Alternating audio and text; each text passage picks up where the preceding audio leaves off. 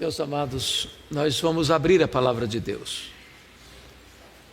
Temos a plena consciência de que os nossos lábios são lábios de barro, a não ser que o Espírito Santo os use. Só podemos falar aos ouvidos, só o Espírito Santo pode falar ao seu coração. Então nós vamos abrir a palavra na expectativa de que Deus, na sua bondade e graça, fale conosco. Abra sua Bíblia então no Salmo de número 13. Salmo 13.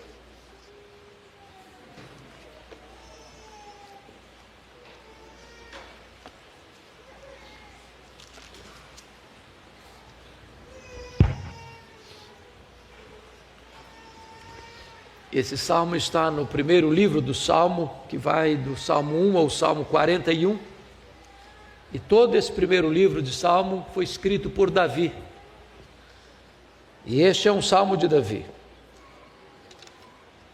E este salmo diz assim: até quando, Senhor, esquecer-te-ás de mim para sempre?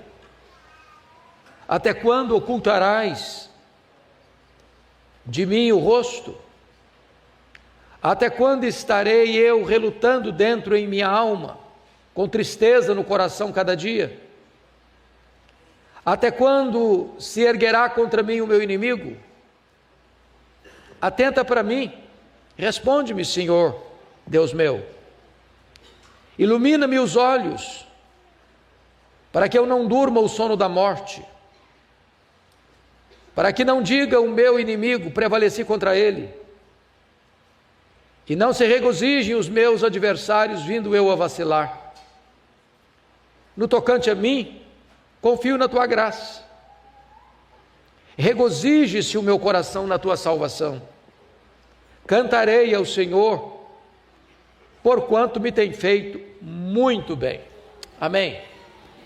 Eu quero então conversar um pouco com os meus irmãos sobre o tema da tristeza profunda à alegria exultante. Este salmo, como vocês perceberam, começa nas regiões mais profundas da tristeza, mas ele conclui alçando voos às regiões mais excelsas da alegria. Esse salmo começa com desânimo crônico, mas ele termina com confiança inabalável. Ele faz uma viagem da desolação ao deleite. E o contexto em que Davi escreveu esse salmo, certamente, é o contexto entre a sua unção para ser rei de Israel e a sua coroação como rei de Israel. É muito curioso isso, porque Davi foi ungido por Samuel, mas Davi não foi entronizado por Samuel. O Senhor Deus escolhe Davi, envia Samuel à casa de Jessé para ungir um de seus filhos como rei de Israel. Os outros filhos mais prováveis não foram os escolhidos de Deus. O improvável foi escolhido. O azeite foi derramado na cabeça do Davi. Mas Davi, longe de, após ungido, ser conduzido ao trono, ele foi matriculado na escola do sofrimento, na escola do quebrantamento. E Davi passa por sérias, graves situações, onde o seu sogro, que era o rei de Israel, Saul, por ciúme dele, faz da maior plataforma do seu governo matar Davi. E Davi tem que fugir, Davi tem que se esconder, Davi tem que entrar em cavernas, Davi tem que correr daqui para ali, dali para colar, pelos desertos mais causticantes. Nas horas de desespero, Davi chegou até a buscar abrigo sob as asas dos inimigos, os filisteus. E é nessa saga de peregrinação, de dor, de choro, de sofrimento, de amargura, de angústia, é que ele escreve esse salmo. Há um livro de Gene Edwards, Perfil de Três Reis. Se você não leu, recomendo a leitura. É um livreto. E nesse livreto, Gene Edwards diz o seguinte, que Deus não colocou Davi no trono depois da sua unção, porque Deus queria arrancar o Saul do coração de Davi, antes de Davi assumir o trono no lugar de Saul, para que Davi não fosse um Saul 2. Em outras palavras,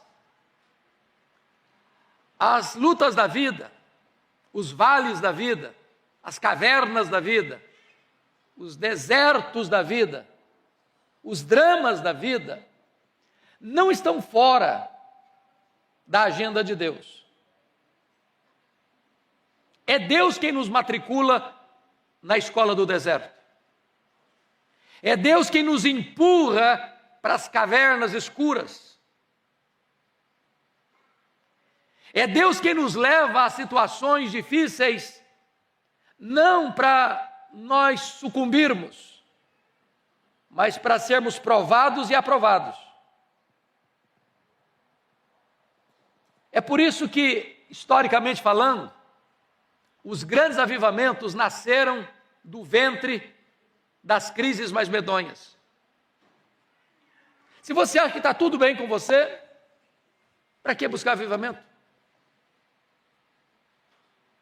Se você está vivendo uma vida tranquila, serena, sossegada, feliz com você mesmo, com a sua saúde, com a sua prosperidade, com os seus amigos, com a sua família, com os seus negócios, se você se sente um suprassumo na sociedade, então você está muito bem com você mesmo, e você pode colocar uma plaquinha na sua vida da igreja de Laodiceia: estou rica, abastada, não preciso de coisa alguma, está muito bem comigo. Mas Deus nos leva para o deserto, porque é no deserto que nós temos experiências com Deus. É nessa saga de luta e de dor que tantas vezes Deus molda a nossa vida, forja o nosso caráter, acrisola o nosso viver, para termos mais e profundas experiências com Ele. Deus não desperdiça sofrimento na vida dos seus filhos. O apóstolo Paulo, entendendo esta verdade, vai escrever que é Deus que nos conforta e nos consola em toda a nossa tribulação, para podermos consolar outros com as mesmas consolações com que nós fomos consolados por Deus. Então não dá para ser um cristão numa estufa, blindado, num jardim grinaldado de flores. A vida cristã se desenrola neste campo minado, de lutas, de lágrimas, de dores. E não tem acaso, e não tem sorte, não tem azar. Existe uma providência, às vezes, verdade, carrancuda. Mas quando a providência é carrancuda, nas linguagens de William Cowper, tem uma face sorridente de Deus por trás. Talvez agora você não veja, talvez agora você não entenda, talvez agora você não compreenda, mas Deus está trabalhando não contra você, mas por você. Davi não estava preparado para assumir o trono depois da sua unção. Deus tinha que fortalecer as musculaturas da sua alma antes dele assumir o trono. E toda aquela saga de mais de 10 anos, correndo para aqui e para lá, Deus estava trabalhando nele, para depois Deus trabalhar através dele. Aliás, isso é um método de Deus, foi o que Deus fez com Elias, ou o que Deus fez com Paulo. ou o que Deus fez com os homens e mulheres que Ele usou de maneira poderosa ao longo da história da igreja. Então não reclame se a luta está chegando, porque ela faz parte da agenda de Deus para equipar você para uma grande obra, para o louvor da sua glória. Dito isto, eu gostaria então de entrar na exposição do texto. E esse texto tem 3 lições principais. Se vocês notaram, são 6 versículos, cada lição, 2 versículos são usados para cada lição. Que lições são essas? A primeira delas, os temores que vêm de dentro, os nossos sentimentos. Você precisa lutar com os seus sentimentos. Às vezes eu me colho abatido, não pelas circunstâncias, mas pelos meus sentimentos. Se nós não aprendermos a lidar com os nossos sentimentos, nós podemos morrer afogados no seco. Nós podemos naufragar, mesmo dentro da nossa casa. Então, a primeira coisa é como lidar com os seus sentimentos. A segunda lição, e seus versos 1 e 2. A segunda lição, nos versos 3 e 4, os perigos que vêm de fora. Aí sim, circunstâncias. Os problemas, via de regra, brotam no nosso coração. Usando uma palavra da psicologia, e recorrendo a Sigmund Freud, pai da psicanálise, ele disse que os nossos problemas são halógenos, ou seja, os nossos problemas são gerados no outro, mas na verdade os nossos problemas são autógenos, os nossos problemas são gerados dentro de nós. Nós somos uma usina produtora de problemas, nós somos uma fábrica em alta produção daquilo que vai conspirar contra nós. Então, primeiro nós lidamos com nós mesmos, depois nós lidamos com os inimigos que estão fora de nós, com as circunstâncias. E finalmente, a terceira lição, versos 5 e 6, é a confiança que vem do alto. Então, repetindo, os temores que vêm de dentro, os perigos que vêm de fora e a confiança que vem do alto. É sobre esses 3 aspectos que eu quero tratar com vocês na exposição do Salmo 13. Então vamos ao primeiro ponto, os temores que vêm de dentro, os seus sentimentos. Se você perceber o contexto, volto a repetir, é que Davi está cansado, muito cansado de fugir do sogro. O sogro é o seu maior adversário. Só que Davi não vê o sogro como inimigo. Saul quer matar Davi, mas Davi não quer matar Saul. Por 2 vezes, Davi teve a vida de Saul nas mãos dele. Podia matá-lo. Seus homens recomendaram, é hora, se vingue. Não, eu não vou atentar contra o ungido do Senhor. Mas aquilo não era discurso vazio, não. Aquilo era exatamente o que Davi sabia, pensava. Quando Saul morreu, e uma amalequita vem dar notícia que o Saul morreu e trouxe até a coroa e o bracelete dele, achando que Davi ficaria feliz da vida com a informação de que Saul morreu, e querendo até receber algum benefício com a informação, Davi ficou muito irado com o cara e mandou matá-lo. Se atentou contra o ungido do Senhor. Você está perecendo pela sua própria boca. Você disse que tirou a vida do ungido do Senhor. Eu não atentei contra ele. Então, essa é a situação. Essa noite escura da alma. Quando as queixas são despejadas diante de Deus. Então, vamos ver em primeiro lugar, Davi sente que Deus se esqueceu dele. Olha o versículo 1. Até quando, Senhor? Esquecer-te-ás de mim para sempre. Se você ler o texto, perceber que essa expressão até quando, ela é repetida 4 vezes. No versículo 1, no versículo 2, 2 vezes. Ele vai mostrar aqui que essa é a maquete do desespero. Até quando, Senhor? Sabe quando você está passando por uma luta, e você ora, e você corre, e você foge, e você se esconde, e você cria mecanismos de escape, e parece que o tempo passa, os anos vêm, os anos vão, e o problema não se resolve. Aliás, o problema se agrava. É um cansaço. Até quando, Senhor? Esquecer-te-ás de mim para sempre. Ele está se sentindo abandonado por Deus.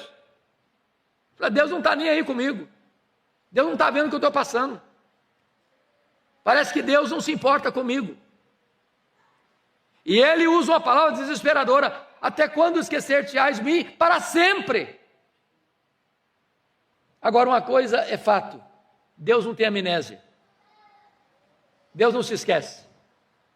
A Bíblia diz que ainda que uma mãe se esquecesse de seu filho que amamenta, Deus não se esqueceria de nós. Então o fato de você estar passando por uma luta, não é que Deus se esqueceu de você, não. É que essa luta faz parte da agenda de Deus para forjar em você o caráter de Cristo, para esculpir em você a beleza de Cristo. Porque o propósito de Deus não é apenas levar você para a glória, mas é transformar você à imagem do Rei da Glória. Mas, segundo ponto, Davi sente que Deus não se importa mais com ele. Olha o versículo 1, parte B. Até quando ocultarás de mim o rosto? Meus irmãos, pior do que a carranca do inimigo é a ausência, é o ocultamento do rosto de Deus. Nós poderíamos denominar avivamento como o brilho do rosto de Deus resplandecendo em nós. A Shekinah de Deus presente na nossa vida. Davi está entendendo que Deus ocultou o rosto dele. Em outras palavras, Deus não tem prazer nele. Deus não quer se revelar a ele. Deus não se deleita nele. E desta maneira, ser privado da Shekinah de Deus, do brilho da face de Deus, do rosto de Deus, é o seguinte: a minha comunhão com Deus foi interrompida. Acabou. O problema nosso não é a presença do inimigo, o problema nosso é a ausência de Deus. Quando Deus parece ausente, a vida não acontece. E é esse o ponto do desespero que nós temos de clamar aos céus por um avivamento. Porque nós não queremos coisas, nós não queremos bênçãos, nós não queremos a coroa, nós não queremos o trono, nós não queremos a terra prometida, nós não queremos nada se isso não vier acompanhado de quê? Da presença de Deus, do brilho da face de Deus. Como o pastor Arival já disse aqui no culto, o que Moisés disse: Senhor, se tu não fores conosco, não nos faça subir, porque nem anjo, nem terra prometida, nem vitória contra o inimigo é suficiente para nós. A maior necessidade nossa é da presença de Deus. E é isso que Davi está sentindo aqui.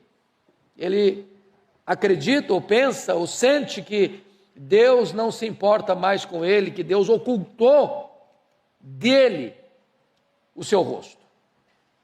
Mas tem um terceiro ponto aqui. Davi sente que está só, e seu único cálice é a tristeza. Olha comigo o verso 2, a parte A. Até quando estarei eu relutando dentro em minha alma, com tristeza no coração, cada dia? Eu não sei se você sabe o que é tristeza. Alguém aqui sabe o que é tristeza? Alguém aqui não sabe o que é tristeza? É possível viver sem enfrentar a tristeza? Temos motivos e razões no mundo de hoje para sentir tristeza? Acontece algo na sua vida que gera tristeza? Acontece algo lá no recôndito da sua família, dos seus familiares, que gera tristeza no seu coração? Davi está sendo caçado, perseguido como um animal. Ele diz isso algumas vezes. Ele está se sentindo acuado por um caçador, e ele é a caça, ele é a vítima. Por onde ele vai, querem matá-lo. Aonde ele chega, ele tem que criar um mecanismo de livramento, porque o inimigo está se aproximando. Não é só Saul, não, é um exército que está atrás dele. Ele não dorme em paz. Ele não sabia mais o que era dormir no seu leito, na sua casa, com a sua esposa. Ele vive ao relento. Ele vive nas cavernas, nos desertos, em tendas improvisadas. É sobressalto todo dia. E ele vai dizer que nessa conjuntura ele se sente sozinho, curtindo a sua tristeza todo dia. Todo dia ele tinha que criar algum mecanismo de fuga dos filisteus. Se não bastasse Saul e seu exército, às vezes os filisteus também conspiravam para matá-lo. Mas em quarto lugar, nesse primeiro ponto, Davi sente que o inimigo não lhe dá trégua. Olha a parte final do versículo 2. Até quando se erguerá contra mim o meu inimigo? É claro que Davi está falando aqui de Saul, Davi está falando aqui dos filisteus. Às vezes o inimigo é fogo estranho, é fogo amigo. Se você perceber lá em 1 Samuel 30, versículo 6, diz ele que os homens, os 600 homens que eram valentes dele, querem apedrejá-lo. E parece-me que nessa trajetória da unção à coroação, ele está lidando constantemente com inimigos, sem pausa, sem trégua. É curioso isso, porque a vida de Davi até a unção foi muito tranquila. Ele era um pastor de ovelhas, ele aproveitava aquelas montanhas de Belém para tocar a sua harpa, para aprender música, para exercitar a sua música, para compor poemas. De vez em quando um leão, um urso ia atacar, ele tinha destreza para defender as ovelhas. A vida dele era muito tranquila. Aí de repente vem um grande privilégio. Você vai ser o futuro rei de Israel. Você vai vestir vestes reais, você vai ter um banquete real, você vai ter muitos serviçais para lhe servir, você vai ter riqueza e prestígio. Parecia ser uma coisa maravilhosa, mas não. Aí começou um inferno existencial na vida dele. O cara não teve paz, teve sossego. Mais de 10 anos. Agora, quando você olha pelas lentes do retrovisor, você começa a entender. Se Davi não tivesse passado por todo aquele processo, ele não seria o rei que foi. Ele não teria a destreza militar que teve, a capacidade de ampliar o território do seu reino, de livrar definitivamente dos inimigos. Os inimigos filisteus que o pastor Erival pregou hoje, que está aqui também, implicitamente no texto, foram finalmente derrotados quando Davi tornou-se rei de Israel. Então, se Deus está provando você, não é porque Deus esqueceu de você, não é porque Deus ocultou a face de você, não é porque Deus quer punir você, é porque Deus está preparando você para uma grande obra. E você precisa de treinamento, ser equipado, para Deus te usar com mais poder e com mais graça e com mais eficácia. Então, vamos ao segundo ponto. Segundo ponto. Primeiro é que os temores que vêm de dentro são os nossos sentimentos. Verso 2. Vamos ao verso 3 e 4 agora. Os perigos que vêm de fora, seus adversários. Aí você percebe que Davi vai sair da caverna da murmuração para entrar na brecha da oração. Agora ele se veste com a armadura de um verdadeiro guerreiro espiritual. Vamos dar uma olhadinha, uma lida nos versos 3 e 4 comigo, vamos lá? Atenta para mim, todos juntos. Vamos parar aqui, vamos começar todo mundo. Versículo 3, a igreja toda. Atenta para mim, responde-me, Senhor, Deus meu. Ilumina-me os olhos, para que eu não durma o sono da morte, para que não digam o meu inimigo, prevaleci contra ele, e não se regozije os meus adversários, vindo eu a vacilar. Então, a primeira coisa que ele pede, irmãos, é orar, ou seja, orar é buscar socorro no Deus da aliança. Vamos entender essa expressão. Orar é buscar socorro no Deus da aliança. Atenta para mim, responde-me, Senhor, Deus meu. Há uma grande diferença entre você orar, ó Deus, socorre-me, e você dizer, ó Deus meu, socorre-me. Ele é o seu Deus. Ele tem uma aliança com você. Uma aliança que nunca vai ser quebrada. Orar a este Deus da aliança é fundamental. Ele é o seu Deus, você é filho dele. Você faz parte da família dele. Você é ovelha do rebanho dele. Você é membro do corpo de Cristo. Então Davi está aqui buscando esse socorro. Em outras palavras, ele para de reclamar e começa o quê? A orar. Motivos para reclamar, você e eu temos de sobra. Se nós entrarmos só nesta arena aí da reclamação, a nossa vida vira um rosário de amargura. Você tem problema na sua vida, você tem problema na sua família, você tem problema nos seus parentes, você tem problema no seu trabalho, você tem problema na sua vizinhança, você tem problema, não tem jeito de você não ter problema. Então para de murmurar, comece a orar. Davi muda de perspectiva.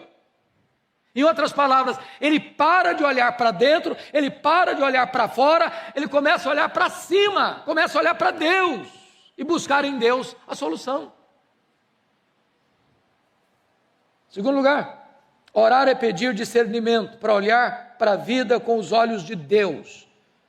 Ilumina, versículo 3, ilumina-me os olhos para que eu não durma o sono da morte.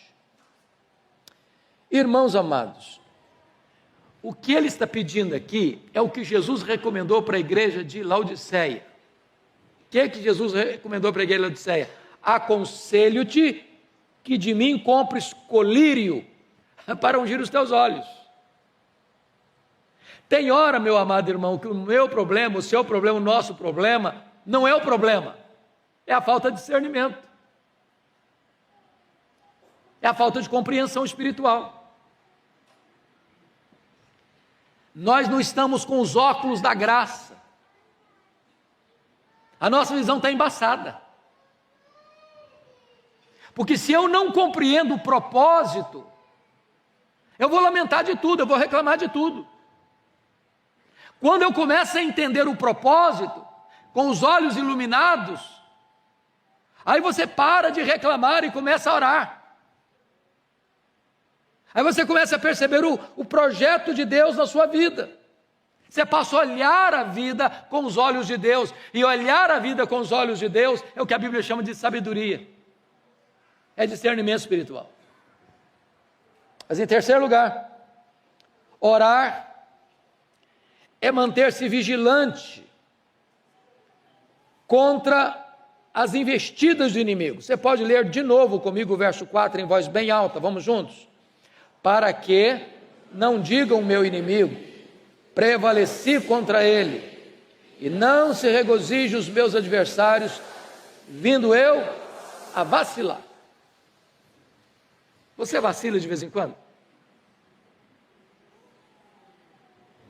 Eu sou doutor, PhD nesse negócio. Você não é não? Deus olha para mim e para você e diz, você é barro. E Deus conhece a nossa estrutura e sabe que nós somos o quê? Pó. Por isso o apóstolo Paulo exorta, aquele que pensa estar em pé, veja que não cai. Então não pense você que você está com essa bola toda não.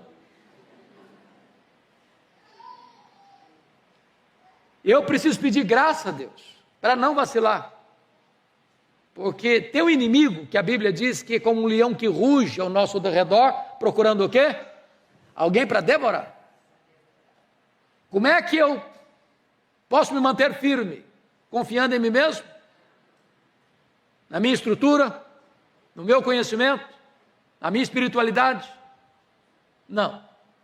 Se eu tirar os olhos do Senhor, como Pedro, eu começo a afundar. Então Davi está pedindo uma coisa para Deus: ilumina-me os olhos para que eu não durma o sono da morte, para que não diga o meu inimigo, prevaleci contra ele, e não se regozije os meus adversários, vindo eu vacilar. O inimigo vai prevalecer contra nós quando? Quando nós dermos brecha, flanco aberto, paramos de vigiar. A vigilância constante é o preço da liberdade. Vigilância constante. Porque se a gente não tomar cuidado, irmãos, é um momento, é um átomo de tempo. Eu fico olhando a história do Pedro. Ele está descendo o monte Sião, tinha acabado de participar da Páscoa. Jesus tinha acabado de instituir a ceia. E Jesus está descendo, e Jesus diz para Pedro: ô Pedro, o Satanás requereu você para peneirar você como trigo, mas eu orei por você, para que a sua fé não desfaleça. Então, Pedro, quando você se voltar para mim, você fortalece seus irmãos aí. Aí o Pedro, cheio de si, do topo da autoconfiança: ah, Senhor, a corda não roda do meu lado não, hein? Ué, o que é isso? Eu sou um cara batuta. Eu não, pode ficar tranquilo, sossega o coração do Senhor aí. Eu sou um cara super confiável, a corda não roda do meu lado. Ainda que todos esses aí te abandonem, eu jamais, eu darei a minha vida por ti, estou pronto a ir contigo para a prisão e para a morte. Vocês acham que Pedro estava sendo desonesto aí? Não, estava falando todo o coração dele. Mas onde estava a base da confiança dele? Nele mesmo. O intervalo, às vezes, do topo da autoconfiança para uma queda é assim, ó. Irmãos, ninguém sai de casa hoje, está um dia lindo para eu cometer um adultério. Ninguém, só um louco. Só um louco. Nenhum crente sai de casa e fala: hoje está um dia maravilhoso para eu dar uma pernada em alguém para ganhar vantagem. E em sacar, em bolsar um dinheiro. Ninguém faz isso, só sou maluco. No entanto, muita gente sai de casa, escorrega. Um minuto de bobeira, de desatenção, de descuido. Então Davi está pedindo a Deus: meu Deus, o Senhor ilumina os meus olhos, o Senhor me dê percepção, me dê discernimento espiritual, porque se eu dormir esse sono da morte é assim, ó. Você sabia que você dorme com os olhos acordados, olhos abertos? Eu fiquei pasmo com essa questão de dirigir, que eu às vezes faço algumas loucuras, dirigir com muito sono, me beliscando, me cutucando, batendo na cabeça, fazendo qualquer coisa, e eu percebi que você dorme no volante com os olhos abertos. Você começa a pensar numa história, a história vai longe, daqui a pouquinho você está sonhando. Eu já cochilei no volante, eu sei que esse negócio é perigoso. Na vida espiritual é a mesma coisa, é a mesma coisa, é um lapso de tempo. Meu Deus, ilumina os meus olhos, Senhor, para que eu não cochile, para que eu não fracasse, para que eu não escorregue, para que eu não vacile. E quando um crente vacila, quem é que fica cheio de? O inimigo. Prevaleci contra ele. Tá vendo aí, ó? Derrubei esse cara. Esse aí, ó, levei para o chão. Você precisa dessa proteção divina? Eu preciso, desesperadamente. Mas vamos ao último ponto. A confiança que vem do alto. Versos 5 e 6. Vamos ler juntos os versos 5 e 6, vamos lá? No tocante a mim, confio na tua graça. Regozije-se o meu coração na tua salvação. Cantarei ao Senhor, porquanto me tem feito muito bem. Meus amados irmãos, vamos entender uma coisa aqui. As circunstâncias ainda não mudaram. O que mudou foi a perspectiva.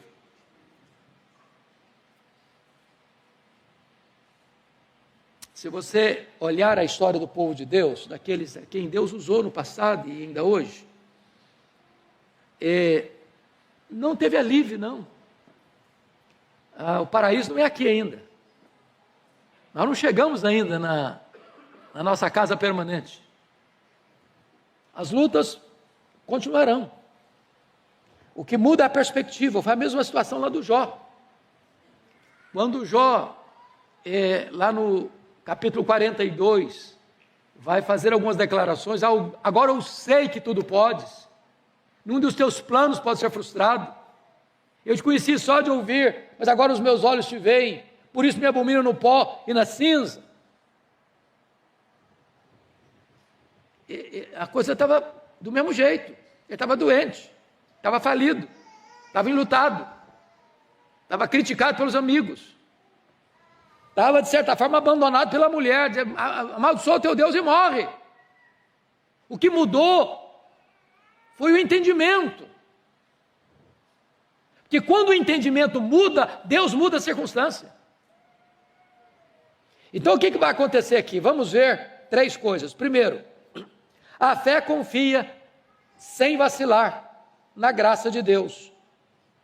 Versículo 5: no tocante a mim, confio na tua graça.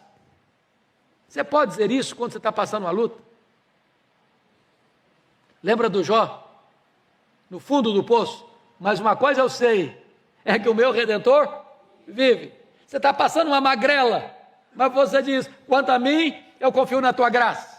Você está doente, quanto a mim, eu confio na tua graça. Você está passando um problema financeiro, quanto a mim, eu confio na tua graça. Você está passando uma tempestade na vida, quanto a mim, eu confio na tua graça.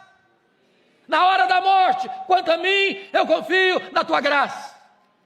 Oh, louvado seja Deus. A graça de Deus é melhor do que a vida. Paulo estava doente, sofrendo, espinho na carne. Ele clama a Deus, ele ora a Deus. Ele já tinha orado por tantas pessoas e Deus tinha curado tantas pessoas por intermédio da sua intercessão. Ele ora por ele mesmo e Deus: não vou atender não. Não vou atender. A minha graça te basta. O meu poder se aperfeiçoa na riqueza, na fraqueza. A graça de Deus, irmãos, nos sustenta. A graça de Deus nos fortalece. A graça de Deus nos impulsiona. A graça de Deus nos dá vitória. Não vivemos pelo que sentimos. Versículos 1 e 2. Não vivemos pelo que vemos, as circunstâncias. Versículos 3 e 4. Vivemos pela fé. Não vivemos de explicações, vivemos de promessas, vivemos pela graça. Versículos 5 e 6. Essa é a grande mensagem do Salmo de número 13. Segunda lição aqui é que a fé se alegra na salvação, apesar das lutas. Olha o verso 5, parte B. Regozije-se o meu coração na tua salvação. O problema acabou? Ele já está no trono sem nenhum problema para enfrentar? Não. Não. O que esse texto está nos mostrando, irmãos, é o que Pedro vai dizer no capítulo 1, verso 8 da sua primeira carta. Diante das lutas da vida, você ainda pode se alegrar com alegria indizível e cheia de glória. Ou o que Paulo vai mencionar em Romanos. Nas 5 perguntas retóricas: se Deus é por nós, quem será contra nós? Aquele que não poupou seu próprio filho, antes por todos nós o entregou, porventura não nos dará graciosamente com ele todas as coisas? Quem tentará acusação contra os eleitos de Deus? É Deus quem os justifica. Quem os condenará? É Cristo Jesus quem morreu, o anjo quem ressuscitou, o qual está à destra de Deus e também intercede por nós. Quem nos separará do amor de Deus que está em Cristo Jesus? Será tribulação, ou angústia, ou fome, ou nudez, ou perigo, ou espada? Sabemos que por meio de todas essas coisas somos mais do que vencedores por meio de Cristo Jesus, nosso Senhor. Você pode se alegrar na salvação, apesar das lutas que você está passando. Finalmente, em último lugar, a fé celebra exultante ao rememorar os feitos de Deus. Leia em voz alta, uníssona, o verso 6 comigo. Cantarei ao Senhor, porquanto me tem feito muito bem. O que eu acho maravilhoso é que o Davi começa o salmo cheio de tristeza e termina o salmo cheio de alegria. Ele começa murmurando e termina cantando e adorando e exultando no Senhor. O que é digno de destaque aqui é o seguinte: quando a gente está passando por uma situação difícil, parece que o céu está de bronze, as nuvens estão escuras, a face de Deus está oculta, o socorro de Deus não chegou. E aí, a gente não vê as coisas boas que Deus está fazendo.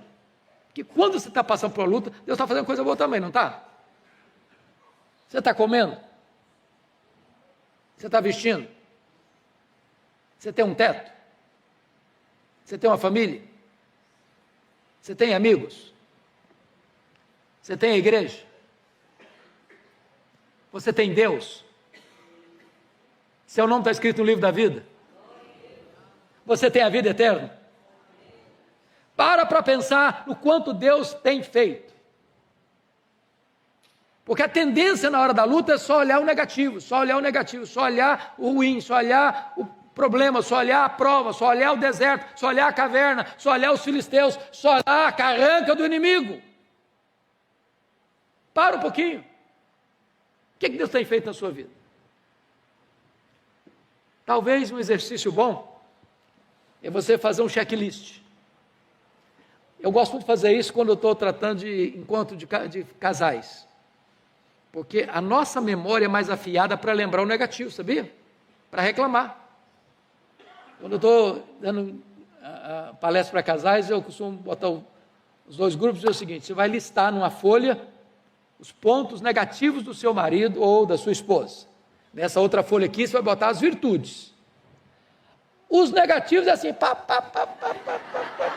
enche uma folha e sobra para outra. O positivo, o cara coça a cabeça. Será que põe? Não vê, não vê. Deus tem feito bem para você? Você pode fazer um checklist? Quanto bem Deus tem feito na sua vida? Então, meus amados, eu queria concluir este texto com o que Davi vai dizer lá no Salmo 119, versículo 71. Foi-me bom ter passado pelo sofrimento, para que eu aprendesse os teus decretos. Há coisas que você aprende e bota aqui na cachola. Eu li, assimilei. Há coisas que você aprende pela experiência. Eu passei por uma luta e eu sei que Deus é poderoso para socorrer mesmo. Deus livrou Davi de todos os seus inimigos. Deus colocou Davi no trono. E Davi foi o maior rei de Israel. Davi foi o homem segundo o coração de Deus. Deus fez uma aliança com ele, perpétua, eterna, de que da família dele, da descendência dele, nasceria o Messias, cujo reino jamais cessará, cujo trono jamais será derrotado, cujo rei jamais apiará do poder. Este é o seu Deus, este é o meu Deus, este é o nosso Deus, este é aquele que nós estamos buscando durante todo esse dia, por um grande e poderoso reavivamento espiritual. Nós vamos orar ao Senhor mais uma vez. Talvez nós pudéssemos aqui, já novamente, fazer duplos de oração, né, pastor? Faremos isso então. Então, se você já orou com uma pessoa, se quiser mudar, fique à vontade. Se não, ore com a pessoa que você está aí do lado, para facilitar o processo, e vamos buscar ao Senhor.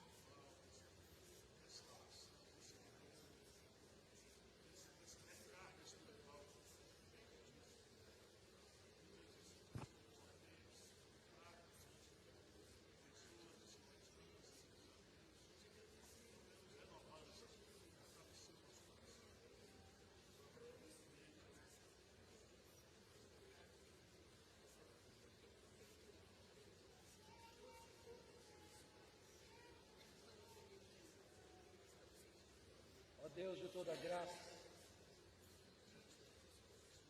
Deus Pai de nosso Senhor Jesus Cristo, Rei da glória, Deus Pai, Deus Filho, Deus Espírito Santo, Deus Criador, Deus da providência, Deus da nossa salvação.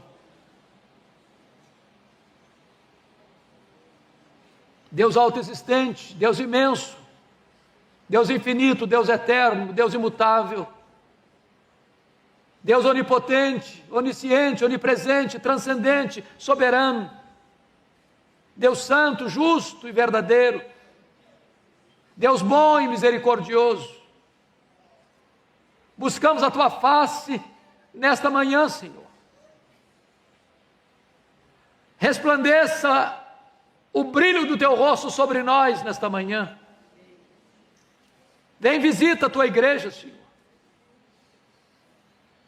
Mais do que qualquer outra coisa, nós precisamos da tua presença.